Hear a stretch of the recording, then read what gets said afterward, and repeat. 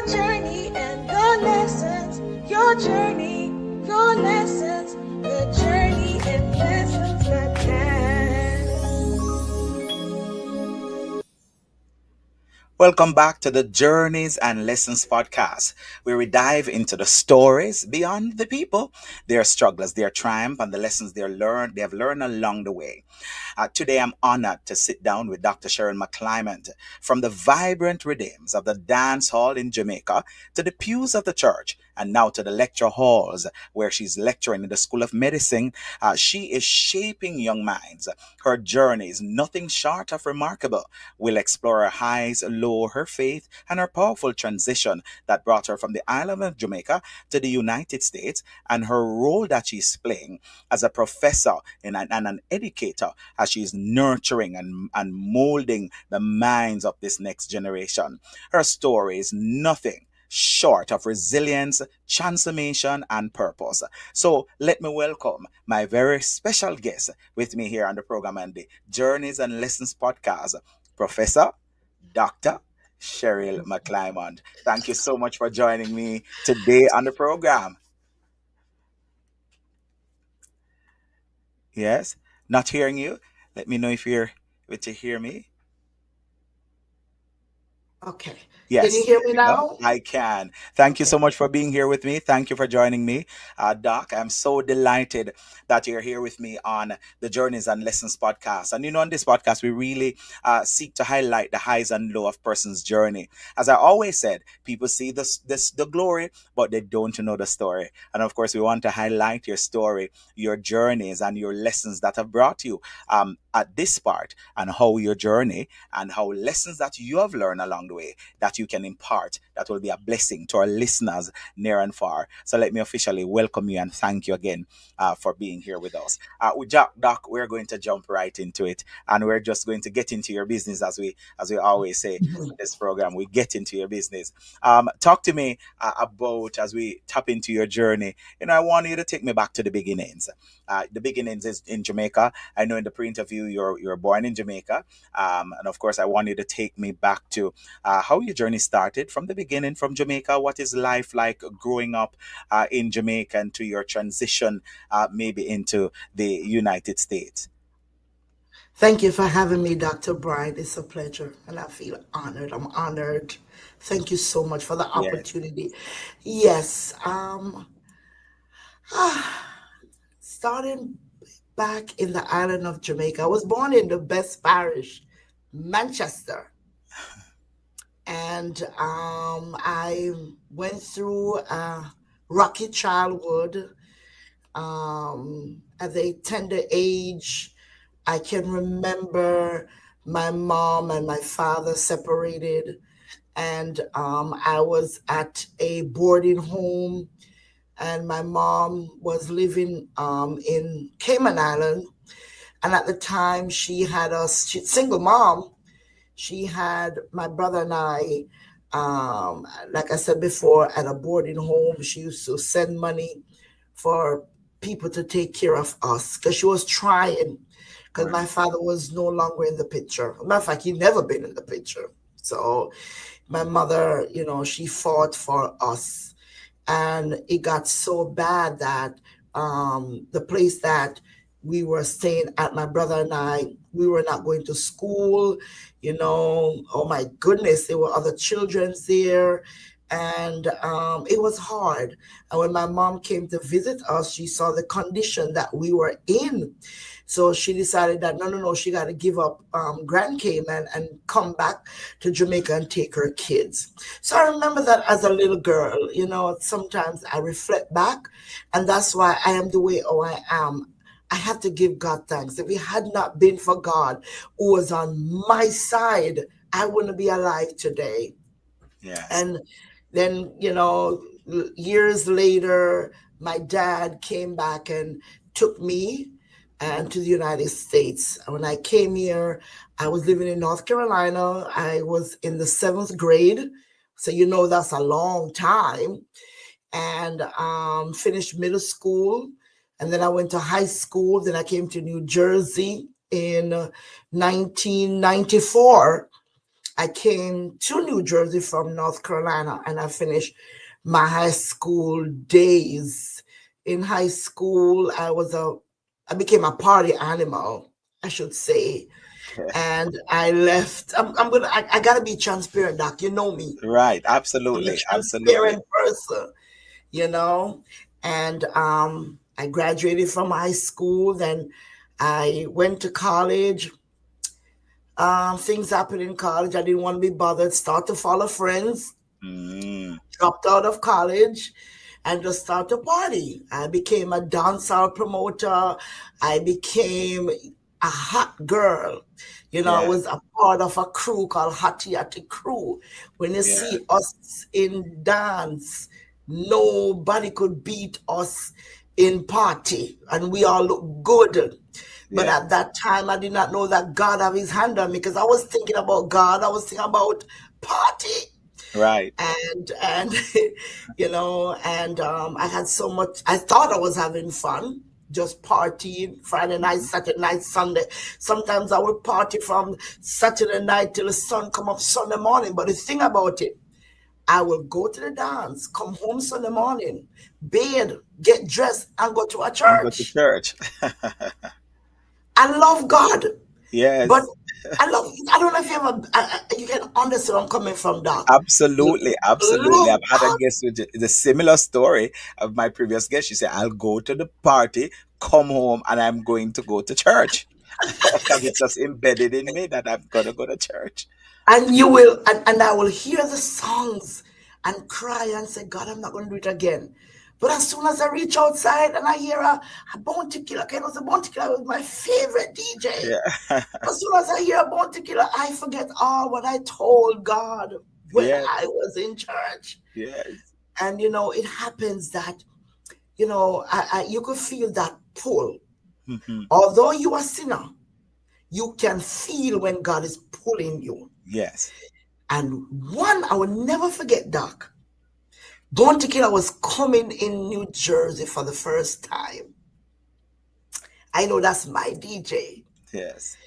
And ready. Oh, yes. Went to Flatbush by outfit to pull off that night. Yes. And my girlfriend and I, we planned. And that Saturday night, for some reason, when I was about to get dressed, I didn't feel that push to go anymore. Hmm. And everybody kept saying, Cheryl, what is wrong with you? You're not getting ready. But I couldn't. I did not go. Somebody invite me to a church right in Orange. Yes. And I said, all right, let me go. I don't have any church clothes, but I'm going. Right. When I went to church that Sunday, it's like the pastor was just staring me down. Is that he's preaching, but his eyes was piercing at me. Yes. And I said, all right. And I went back again. I start to realize that going to parties now didn't interest me no more. Anymore. Yes. I start to go to church, a hot Holy Ghost church. I didn't know much about Holy Ghost, but I know Yes. it was a hot clapping church, Doc. Yes. Yes. I walk in church into a tight jeans. Lord have mercy. I got to be real with the people. Yes. And I'll never forget, my birthday was May 4th. And that church, they were celebrating their church anniversary in May. That's why every May is my anniversary in the Lord. Yes. And at the time, the pastor was overseer Lloyd Faulkner. He Hmm. wasn't bishop yet. Yes. And he was preaching. And I got up and said, I want to be baptized. And one of my friends who know me said, what? Shirley's going to baptize? No, Shirley can't baptize. Yes. It shocked the dance. It shocked everybody. Me, who love dance. Me. Yes. And Doc, I went down in Jesus' name. Hmm. Remember at the time I was living with my boyfriend. Wow. Oh, yes.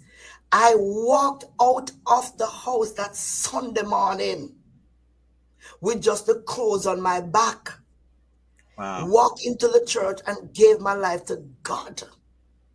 You know, I can't go back to the house. Right.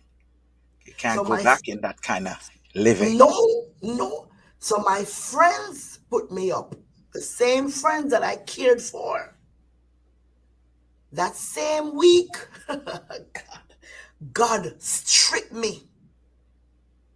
I was at work. I lost my job in the same week. Wow. So the same week you got baptized is the same week you lost your job. Same week.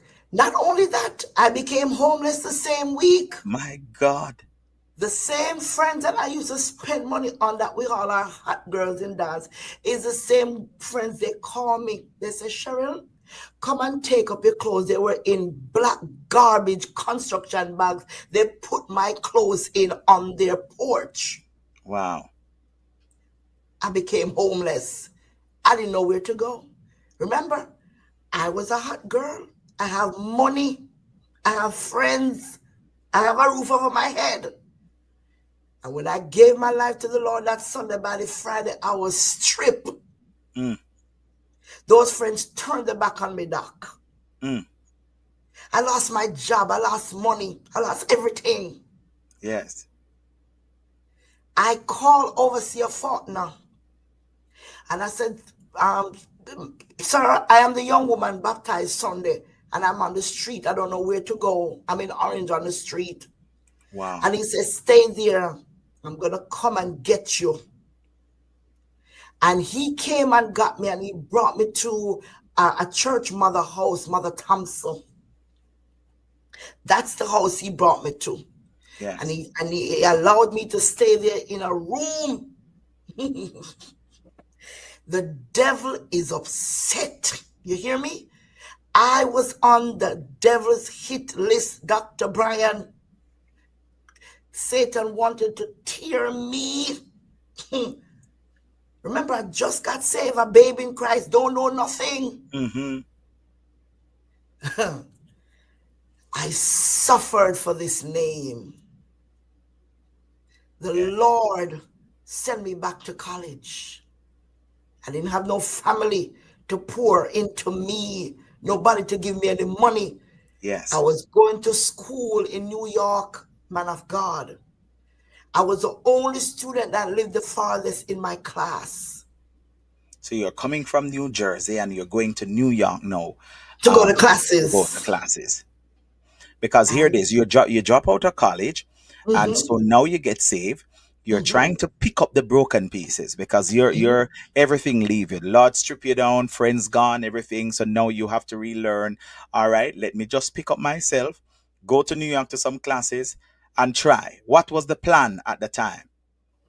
I didn't have a plan.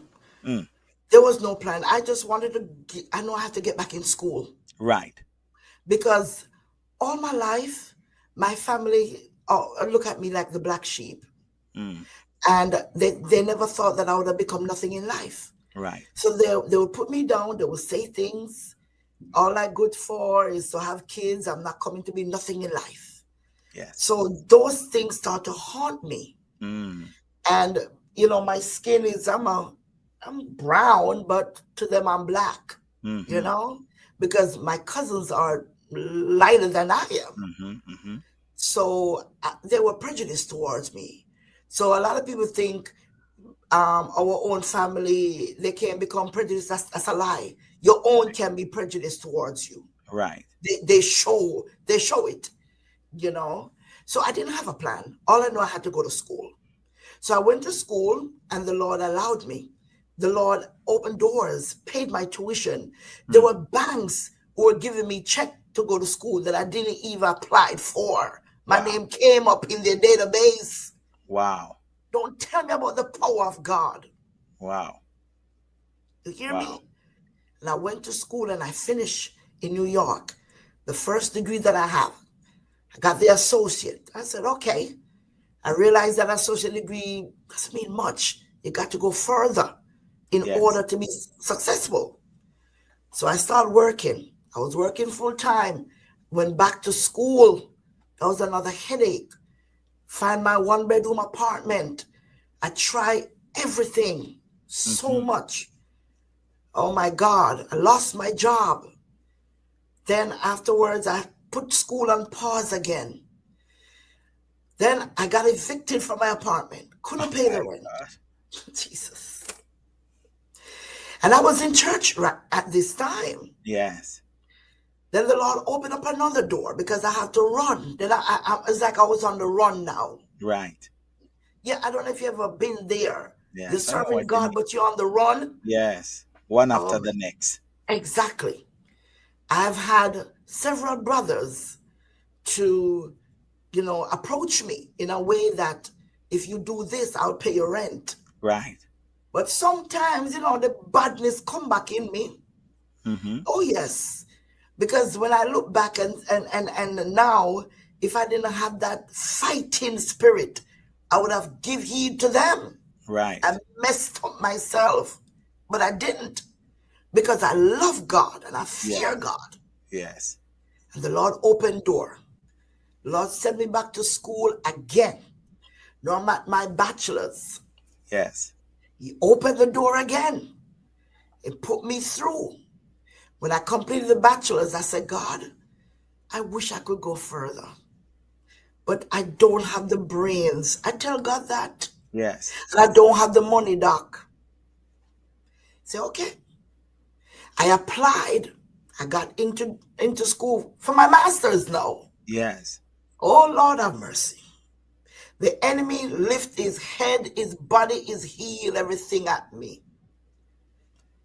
Oh my God. I don't want to be emotional, but I'm getting there. Yes. When you decided to walk with God, Dr. Bryan, you're on a narrow path. Make up your mind that you are going to suffer. Yes. If you suffer with him, you shall reign with him. God had to strip me and beat Egypt out of me. Mm-hmm. I was full with Egypt's spirit. Mm-hmm. And in order for God to use me, God had to put me on the wine press. You hear me? Yes. Have Yes. you feel God sit on you Yes. and squeeze you to get the bad ways out of you? Yes. Because I was a bad gal. Yes. Talk about a fighter. Lord have mercy. But God, that's why I love him so much. Because it's in the wilderness God will shape your character. Yes. In the wilderness, God will strip you, process you, and shape you in the wilderness, in the trials. Yes. Lord have mercy. Because a lot of people are gifted in church, but they're nasty. You're Mm-hmm. gifted, but you're a nasty person. My God, I don't know why I went there. Mm-hmm. hmm But God had to beat it out of me, and He's still beating it out. I'm Yes. not perfect. I went through a time in my Christian walk that when I told those brothers, I'm not like that, I don't roll like that, I lost everything again. I was Mm-hmm. living in the storage for 9 months. Mm. My stuff was in storage, Dr. Bryan. Yes. And a church sister, God bless her soul, she died now. She had a studio, and I was on her couch every night for 9 months Wow. and going to church. Wow. Going to church. I used to go to the storage every Saturday and take out a set of clothes, but I would make sure that my church outfit, I have it, because I said I have to go to church in Yes. spite of I'm nowhere for myself. I still have to go in the house of the Lord. That's right. So there was another layer of again. God had to strip me again. You know how many times God stripped me? Yes. Oh Yes. yes. That's the will of the Lord because there oftentimes when you think about the birthing place and the birthing process, is that hmm oftentimes when the Lord is birthing something new out of you, there's a level of layer that He has to take off of you. It's almost like that cocoon that you got to get out of. And it's almost like coming out of yourself. And I mean, I'm used to this way. I'm that this is me. I'm used to being that. And God is saying, yeah, but that's not good enough. Now I need to form and fashion you in my image. And so this is how God do. And so I remember we were talking and you mentioned that that because you're still struggling, you want to do the things that were like, "Me love God enough, but a little thing I still want to." And I remember one time you said, I wanted to be a flight attendant. And not because of the job, but because they wear short skirt. And I Yes, think it was a reason I could just wear a short skirt to tell the church it's my uniform. Talk to me about that time. yes. There was a job fair going Yes, on in Newark Airport, and I wanted to be a flight attendant so bad. Then I was much skinnier. Oh yes, yes, all this weight. It wasn't married, no kids. All I wanted was just to show off my long legs. yes, Oh yes.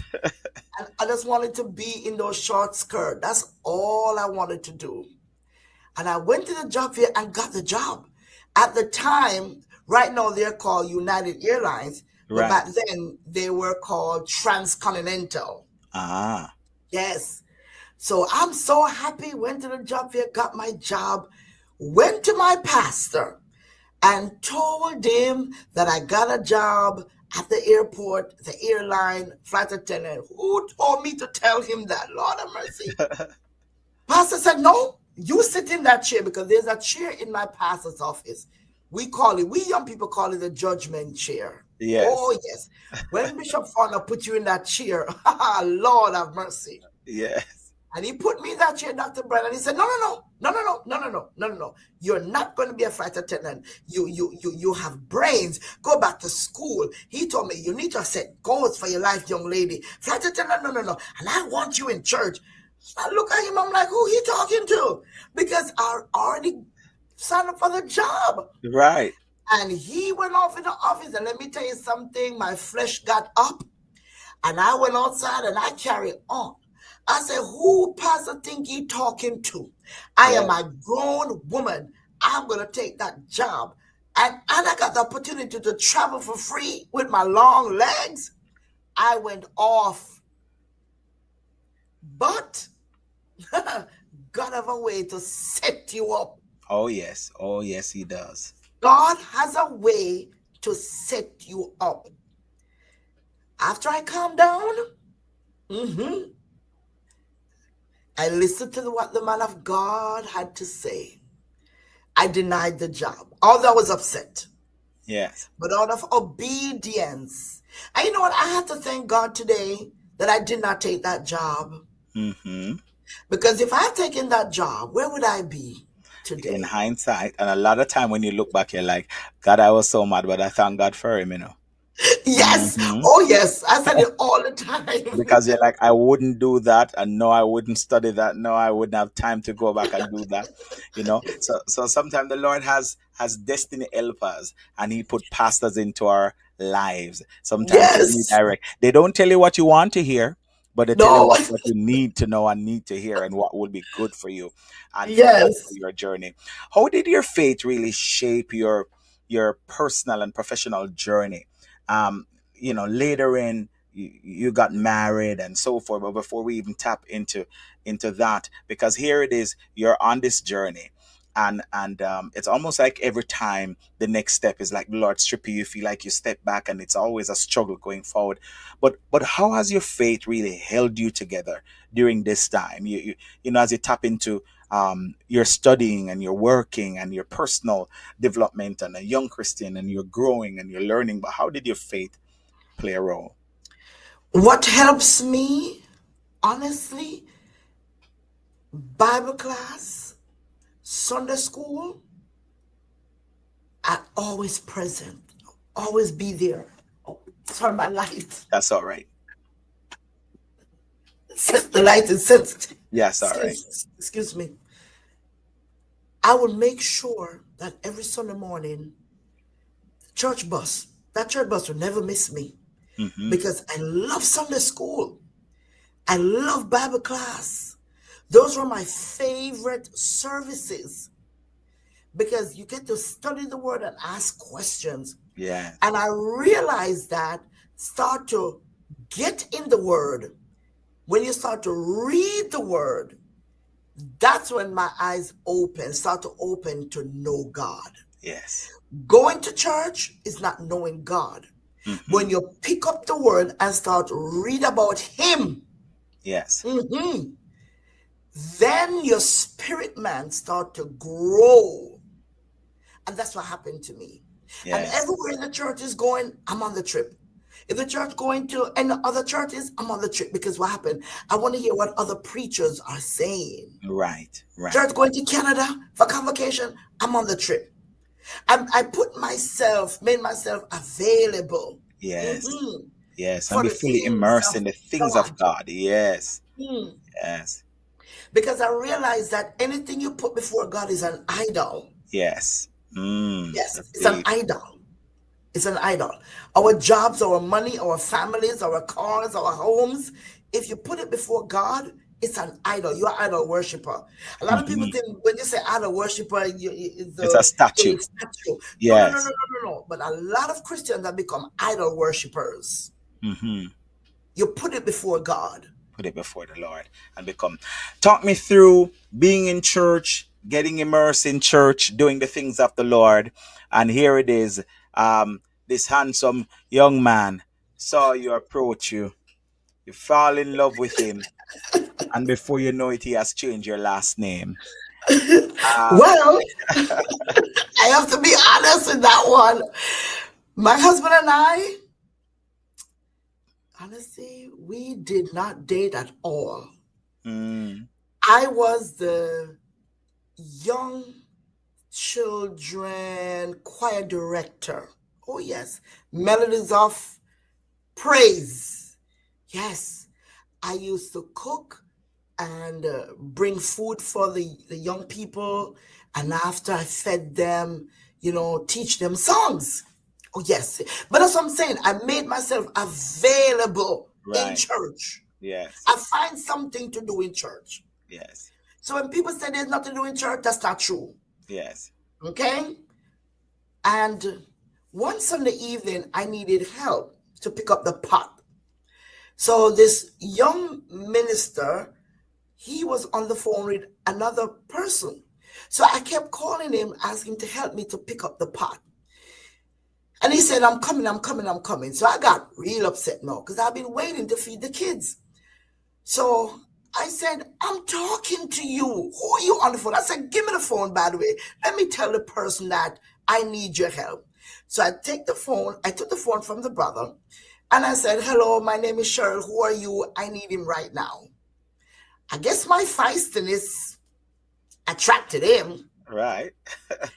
So that same day we met over the phone, we had an argument.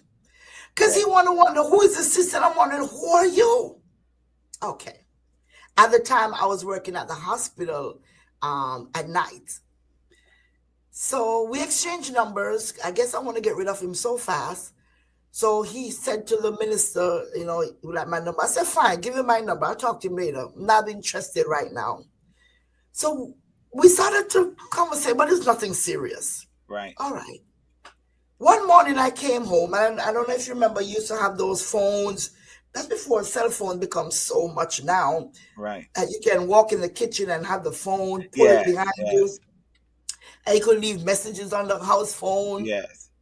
So one morning I came home and I saw my phone blinking. I have a message. It was him, and he said, I have a question to ask you. So I said, okay.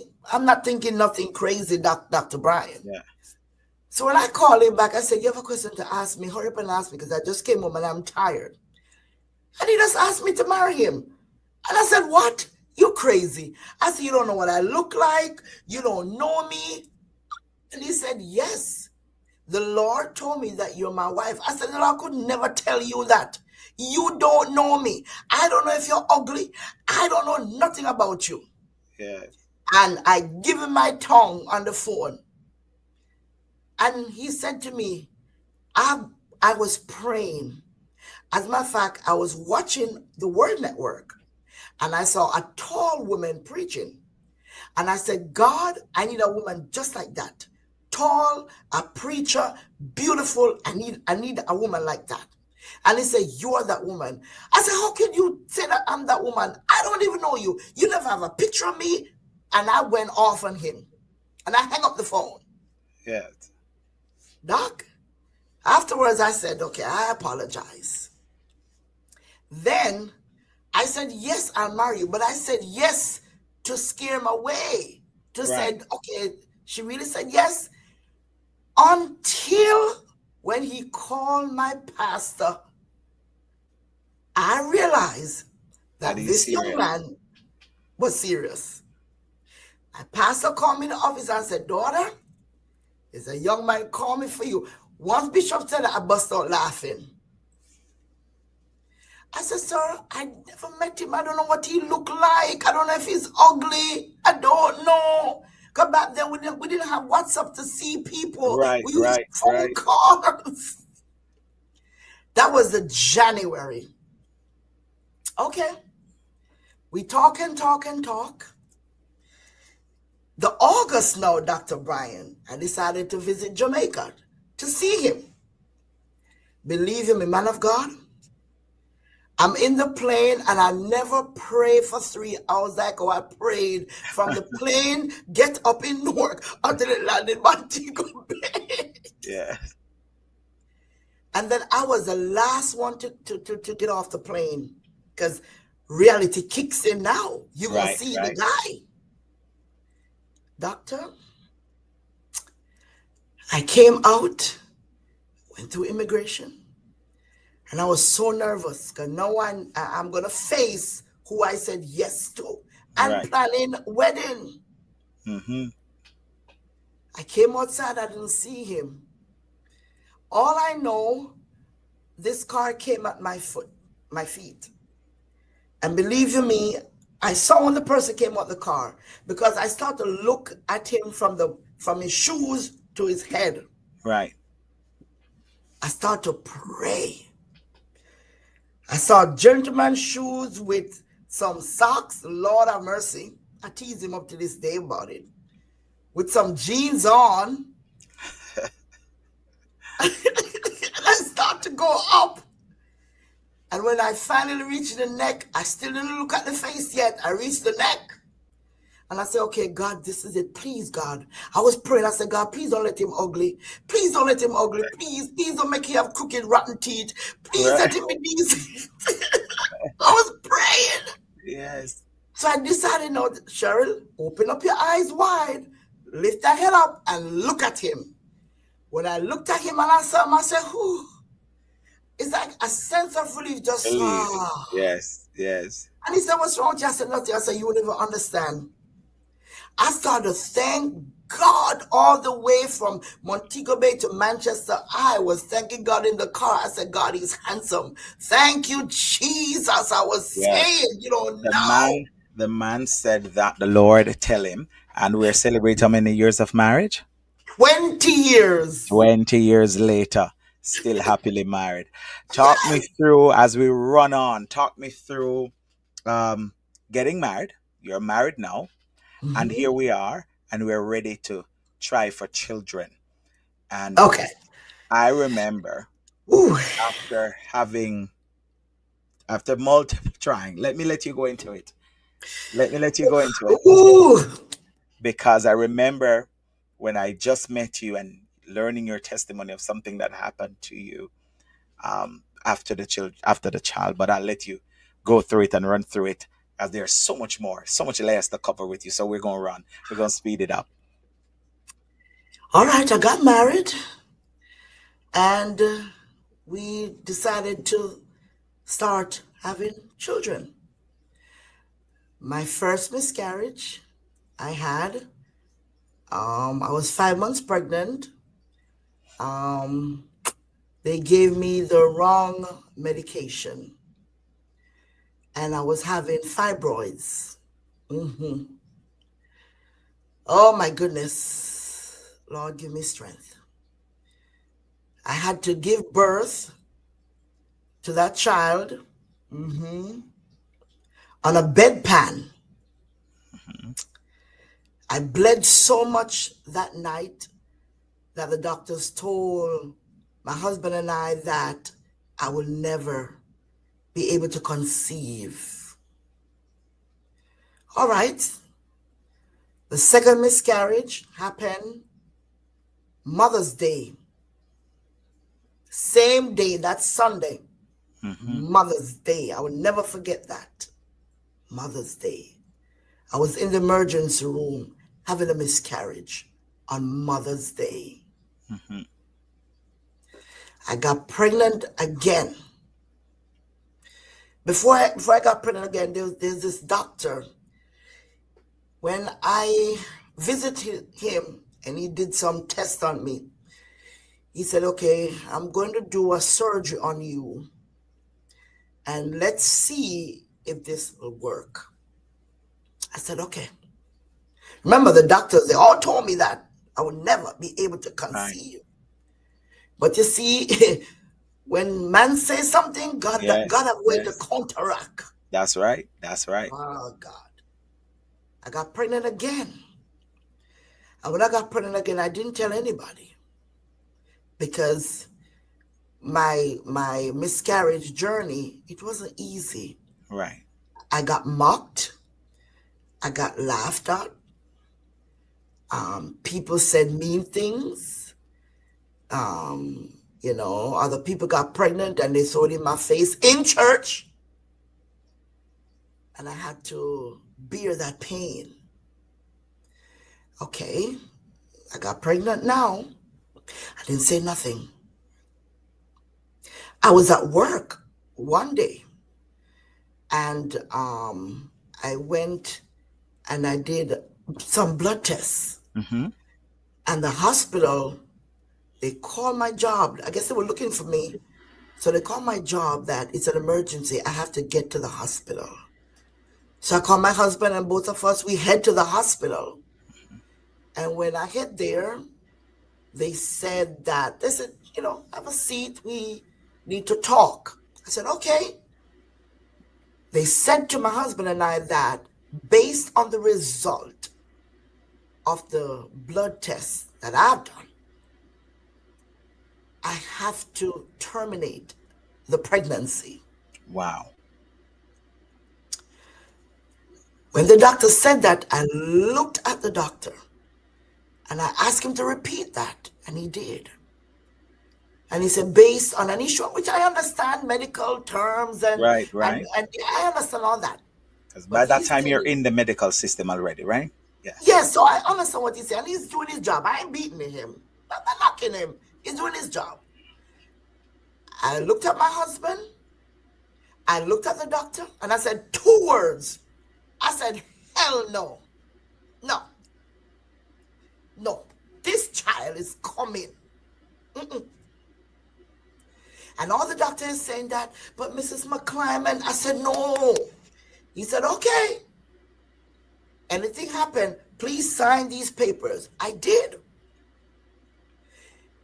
I went home and I became down, And one morning my phone rang. I will never forget. This evangelist Sadler from Canada. Yes. She called me and she said, Sister Cheryl, the Holy Ghost told me to tell you. Remember, she don't know what's happening to me. Right. She said, the Holy Ghost told me to tell you every morning, get up, get your olive oil, anoint your belly. Mm. Don't tell me that the power of the Holy Ghost is not real. Yes. I will never forget that. Oh, Lord, I feel you. Jesus. She told me that. She said, I don't know what's happening, but the Holy Ghost told me to tell you every morning, anoint your belly before you put your clothes on.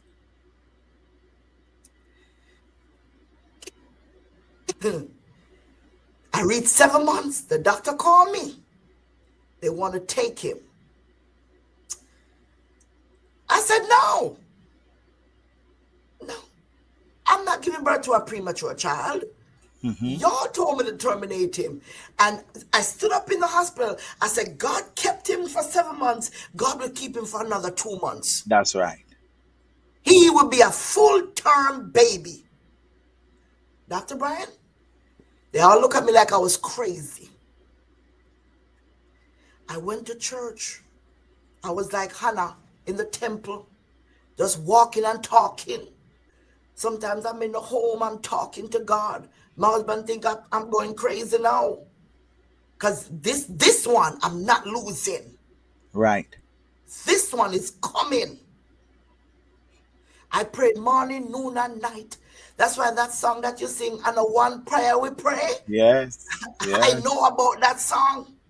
Yes. I talked to God. As a matter of fact, I gave the child back to God before he was born. Oh, yes. All right. We reached 8 months now. They didn't bother me. We reached 9 months. Okay. And they call me now because I had a C-section. Right. When they call me, Doc, they said, oh, we want to take him this date. I said, oh, no, no, no. I have a convocation to go to.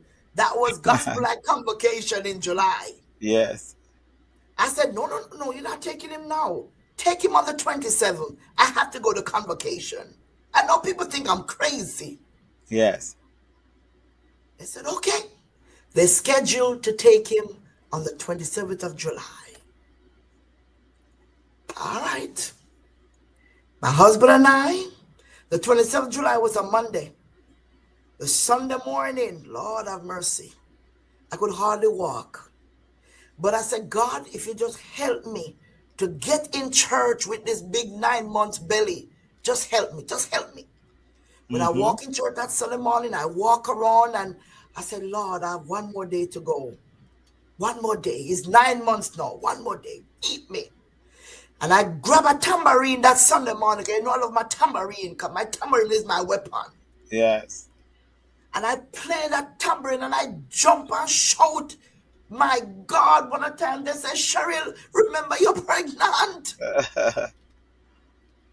That was a Sunday. The Monday, I gave birth. Wow. When I gave Wow. birth, Lord have mercy. When I Big gave old birth, bouncing baby boy. Call him Joshua, like the prophet. well, his Yes. godmother, Lady Rose, she gave him his name, Joshua Zion Yes. Timothy. She gave him his name. All right, 6 weeks now. My husband took him to the doctor for follow-up. I wasn't there. When the doctor, they called for me now because they said, what is wrong with Joshua's head? They said Joshua will never grow because his head, they diagnosed him with something called craniosynostosis. His head shaped away, and they say he will never develop. Lord have mercy, I went crazy again. I was going crazy. I Hmm. took that 6-week-old baby, Doc, and I brought the baby at the altar that Sunday night service. I put him on the step at the altar and Yes. let the mothers lay their hands on him. Because now the doctor is saying that he's going to be a retarded child. Yes. My So, God. so they're ready to do surgery on my 6-week-old baby. Are you crazy? I went Wow. crazy. I went crazy. But I believe in the power of prayer. Yes. I lay him on the carpet at the altar that Sunday, 6 week old. I put him there. And the mothers, they took him up in their hand and they anointed him and they prayed for him. Yes. 48 hours later, the doctor called for him that I should bring the baby in to do a test. And they did. And they said, I must give them a couple of days for the result. Oh, yes. They got the result. They said, oh, everything is fine with the baby. Yes. The power of prayer. Exactly. Power of prayer. God work it Exactly. out. And God heal him. And now he's healthy, Yes. strong, playing them drums right in church. Yes. doing great things for the Lord. I want to get to this testimony because it's in the same time when he was yet a baby. Um, you wake up, you could not see. Oh Lord. Talk me through that.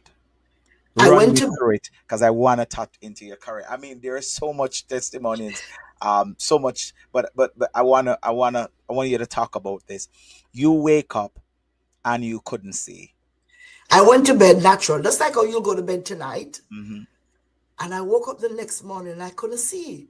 So I knew it was morning. So I called out to my husband and I said, "What time is it?" And he said, "After 7." And I said, "I can't see." And he said, "Stop playing." I said, "I'm not playing. I cannot see." And then he realized that I wasn't joking. So he just grabbed my head and get a towel and wrap my head and rush me to the ophthalmologist. When we got to the ophthalmologist says, "We found the problem. She has the worst case of advanced glaucoma in Mm, both eyes." Couldn't see. And I remember that doctor, he picked up the phone and he called the top glaucoma specialist in New Jersey, which is his friend. That's why you got to be careful how you treat people. You yes. never know who you may need. And he called his friend and he said, "I have a young woman. She's about to lose her eyesight. You have to do surgery."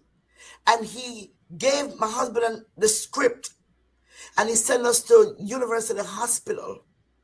When I got there, my God, emergency surgery I had to do. They cut this eye and they put the tube in. So in this eye, I have two tubes in this one, and I have one tube in this one, both eyes. And I'm not ashamed because each time when I look at my eyes, I see the glory of God. I have a limp, just like Jacob had a limp. Yes. And I couldn't drive for 1 year. I couldn't drive. I remember one day I was home with the baby. And Joshua messed up himself. And I had to use my back and feel for his crib. And that's why it's not good to rearrange someone who is blind, their home. Don't do Hmm. that. And when I slide my back, the child was in the crib. When the child was in the crib, I couldn't help him Hmm. because I couldn't see. And at the time, I was home alone. I started to cry. And some friends came over. And this eye, which is my right eye, it felt wet. So when I slide myself again and go to the bathroom and look at the eye, blood was pouring out of this eye. So they had to rush me to emergency. When I Mm. got to emergency, the specialist said, "No, no, no, we got to get her in right now in surgery." The doctor said to me that the stitch that they used to stitch the eye, because they had to cut my eye into 4 parts. Right. So the stitch became loose. Mm. And that's what happened. The blood started to pour out of my eye. Mm. So I had to go through that trauma again. And they had to put another tube in the eye. My God. Woo! What a God. A lot. But the power of the Lord really heal, really deliver. So much layer to you. I want to talk about, as we have talked about the miraculous power of God. I want to talk about career where we started. You went back to school, completed your bachelor's, completed your master's, and I know while you're the master's, you're working. You tap now into um, teaching and Yes. training, developing young minds, and move on to acquire your doctorate degree and continue and now on to professor in the School of Medicine. Why School of Medicine? What got you into? I mean, I know you were into the medical field in terms of nursing, but what got you into it, and what drove your passion that you want to teach? Actually, it's the Lord. I never thought of teaching because the way how I see young people, how they behave in the classroom, I said, Lord, I don't want to be in the classroom because I'll go to jail. Because these children, no manners at all, and how they speak to people and how they talk. No. But you may say, the Lord, I am not doing, but whatever the Lord has for you to do, He will make sure you do it. Yes. Personally, my motto is I don't have a choice. I don't have a choice. I have to serve God. Yes. I don't have a choice. The Lord put me in the classroom. The Lord taught me. At first, when I got in the classroom, I didn't like it because these adults that I'm teaching, some of them were rude, and I had to learn patience. I have to learn to have compassion. I have to learn tolerance. And then I look back in myself and say, wait a minute. If God can have patience with you, why can I have patience with somebody else? That's right. So That's right. I've learned those skills. And God had to teach me soft skills. I have the hard skills, but He had to teach me the soft skills. Oh, Mm-hmm. yes.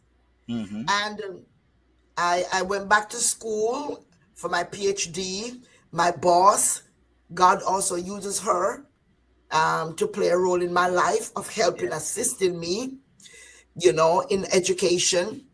And you saw my graduation on that day, Doc. Yes. Yes. Yes.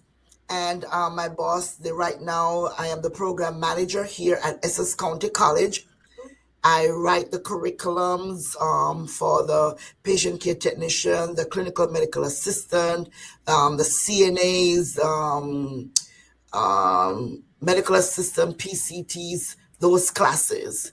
I Right. also come up the schedule, have staff meetings with the staff, um, just loving what I do, Right. Right. changing people's destiny. Yes. And I always ask the Lord that and when I was talking to the Lord, I didn't know He really heard me because I thought it was just funny. Because I said, Lord, I would love to have my PhD, but I'm like, me, little me, Cheryl, having Right. PhD, Right. not gonna work. But God hear me. God hear me.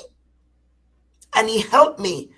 And I always wanted to have my PhD to give back to people. And that's what Beyond the Borders, the birth of Beyond the Borders, Yes. having compassion, helping people. And because I went through a lot even with my eyes, I Right. am moved with compassion when I see people suffering from glaucoma, because that could have been me. People Right. suffering from cataract, people are blind, that could have been me. You see what I'm saying? And I made a vow.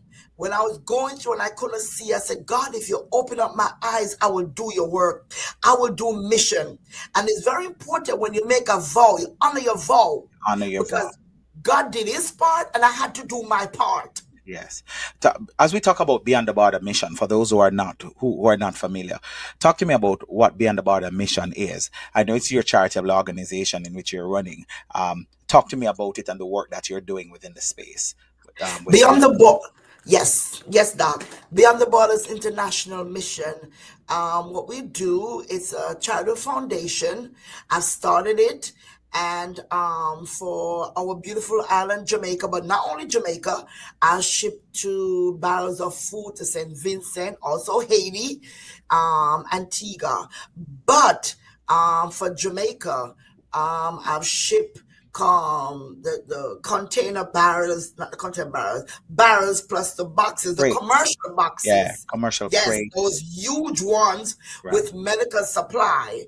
And whenever I visit Jamaica in December, I visited the hospitals. I was at KPH, Spanish Town Hospital, Maple Hospital, Mandeville Hospital, Percy Junior Hospital, and along with 9 different clinics I have visited, giving back medical supply. Because when I went to Jamaica, couple of the clinics, they don't even have a band-aid. They needed gloves, and I was moved with compassion to see people in those communities, in some bushy communities, and they're depending on the clinics that when they get hurt. So I came back with that passion and I asked the Lord to open up doors for me. So what I do, I collect donation, is a group of us. you know, and I'll take the donation and go shopping. I go online. I went to the warehouses, purchase medical supplies, and ship them to Jamaica. And I go there myself and deliver the goods myself. I have to do that. We also visited the infirmaries. We ship a lot of diapers there because they need the diapers Hmm. and baby clothing. So, as a matter of fact, October 18, which is 2 weeks away from now, I'll be at the warehouse, a couple of us packing for that shipment to go off to Jamaica. Because I do believe in our islands. Yes, I do. I know a lot of people may have negative things to say, but I do believe Jamaica is a beautiful island. Jamaica does need the resources. And, Resources. and not only myself, I know of other charities are trying their best to help back our island. So what I do, I ship barrels again with food. I started out with churches, Right. the shipping barrels of food for the churches, for the people of the community, and then I step it up to medical supply Medical because supply. I realize that that's what Jamaica clinics need. They need a Hmm. lot of gauze, band-aids, bandages, diapers. They need those because a lot of people cannot afford, to go to the physician, so they will go Right. to the Private doctors neighborhood and private clinic. hospitals. Right. Yes. Go to the So clinic. I remember the CEO in Mapen, she texts me every now and then how I'm doing. And she reached out to me and she said, Dr. McClymont, I have to tell you the stuff that you donated to us at Mapen. Oh my goodness, we are using it, helping us. KPH, Lionel Town Hospital. I love the hospital. It's very small, but I'm telling you, we went on one of their units. They needed so much stuff on for the orthopedic department, nothing at all. So I'm trying Mhm. to get, the walkers, the canes to help back, to give back. Remember, Right. I gave God my vow and he opened up my eyes and I have to do my part. I'm Right. not gonna be a selfish person and act like God didn't answer my cry. So I have to do my part. He did his part. That's right. To give back. And I know you also give food to churches and communities in Africa and ship Malawi. Malawi. In fact, my bishop is now in Malawi. We'll talk through Malawi. We'll talk about Malawi off the line. We'll talk about work that we can partner together to get stuff done over there in Malawi. Before we go on, we're looking to wrap, but I have a few more food questions for you. I mean, there's so much less you will talk about your testimonies all day long, but I'm telling you what I really wanted to show in your testimony is where God can take you from, and where God can take you from homelessness, from not even understanding a career path or a career trajectory. Just a young girl in church just trying to find herself, to going back to school, to starting a career path, to ending up being a professor, having your own charity, having your own family, from miscarriages and to the work of the Lord being manifested, and have your son and to see him, and have your husband and family, to meet your husband in such a unique way that many people put up stuff and said, oh, they see red flag. 20 years later, still going, and an amazing man of God, an honorable man of God that truly love God. And so I Mhm. just really wanted to highlight your journey and your testimony and some of the lessons that you have learned. Looking back over your life now, Doc, what would you say are some of your highest moments and some of your lowest valley in a nutshell? My lowest, oh my goodness, looking back, if it had not been for God, Dr. Bryan, I wouldn't be alive today. Yes. I wouldn't be in church today. I want to be in a relationship with the Lord today if it had not been for God. Because in this pathway, I have made many mistakes. I have failed many times. I have failed tests that God sent to me. But because of my attitude and how I was brought up to fight, I brought that attitude in church. Mm-hmm. And the Lord had to strip me And like I said, beat it out of me. And Yes. he's still doing it. And still I'm working on you. still going through the process. Still working on you. When we talk about your lessons, because there's so much lessons that you have given even in just talking. But what would you say are those, key lessons from your own experience that you have garnered that you'd like to share with listeners who may be struggling in their own journey, the highs and the lows, and they can't even see it because it's not a straight line. And sometimes it is so dark that you can't even see the light at the end of the tunnel. But what would you say to those person, that young girl, that young boy just trying to figure his way through life? What would you say to him or her?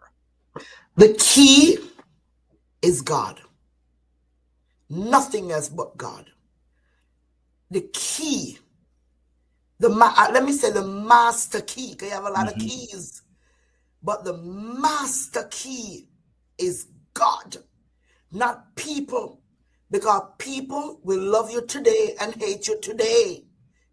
But the Hmm. master key for your success, take it from me, because people will love you and turn their back on you, Yes. especially when you mess up, but not God. The master key is the Lord. Make sure you're in a relationship with God, not the church, with God. Make sure you're connected to God. Make sure you know Him for yourself. Pray, read the word, pick up the word, Hmm.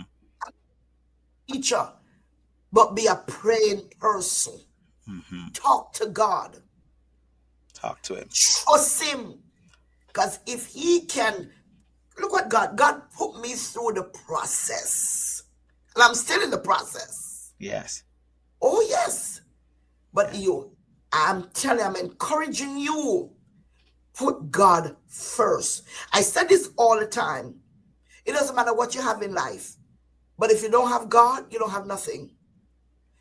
I tell my son this: God plus education equals massive success. Yes, ma'am.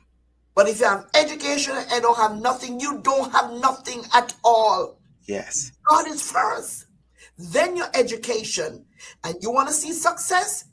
That's it. That's the formula to live a successful life. My final question.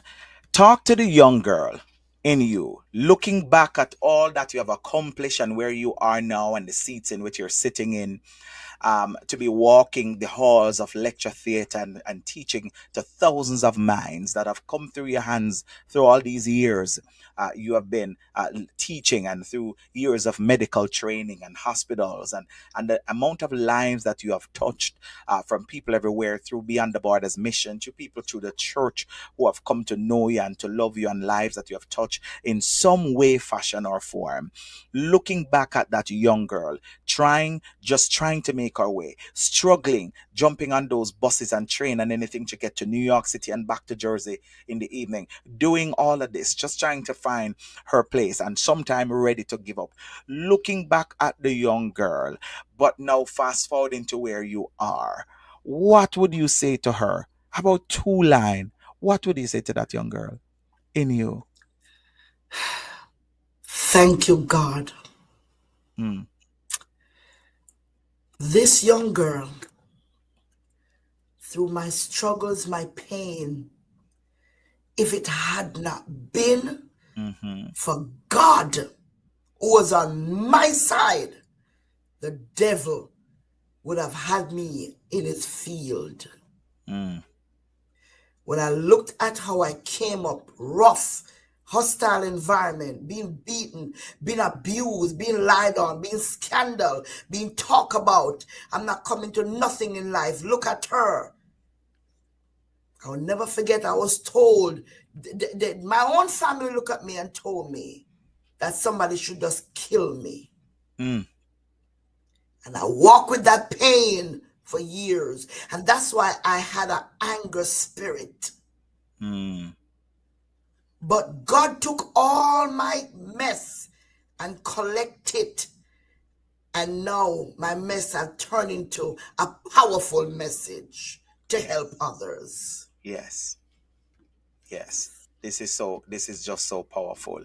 So through the danger, through toils and snare, through everything that you have gone through, you're still saying that endure, it's going to be all right. Yes. Once God is on your side, you're going to be all right. You are going to be okay. And so I really like this. Before we go, how can persons who hear about your mission, how can they support it? How can they support your Beyond the Borders mission and for the work that you're doing in the space? Yeah, I can be reached at my email address h.mcclymont@yahoo.com. And if you need to call me, you can have my number 973 280 9422. And if you would like to support, I do accept Zelle. So if you're out there and would like to help me ship off the shipment coming up in October 18th, you can Zelle me a contribution. Thank you in advance at 973-280-9422. Reach out to me. We can talk about the mission. You never know. I may be in your parish. All Yes. right. God bless you. Thank you so much, Dr. McClymont. I really appreciate you being with us here on the Journeys and the Lessons podcast. Dr. McClymon's story reminds us that our journeys are never a straight path. They are filled with turns, valleys, and mountaintop moments. From the energy of the dance hall to the reverence of the church and now the lecture theaters, where she poured into the next generation, her life is a testament of resilience, transformation, and faith. Her journey shows us that no matter where you start, it's our determination, our faith, and our willingness to embrace change that carry us to our purpose. To our listeners, I hope you have been inspired not only by her accomplishments, but also by the lessons she has shared about perseverance, faith, and believing in what God has placed inside of you. Dr. McClyman, thank you so much for sharing your story with us today. And to our audience, remember your journey has meaning, your lessons have value, and your story is still being written.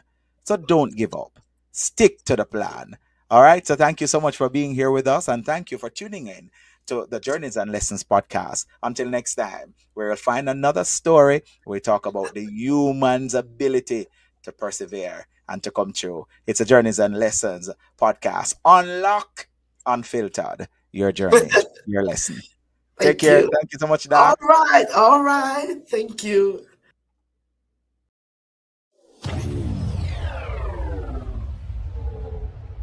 The journey and the lessons, your journey, your lessons, the journey.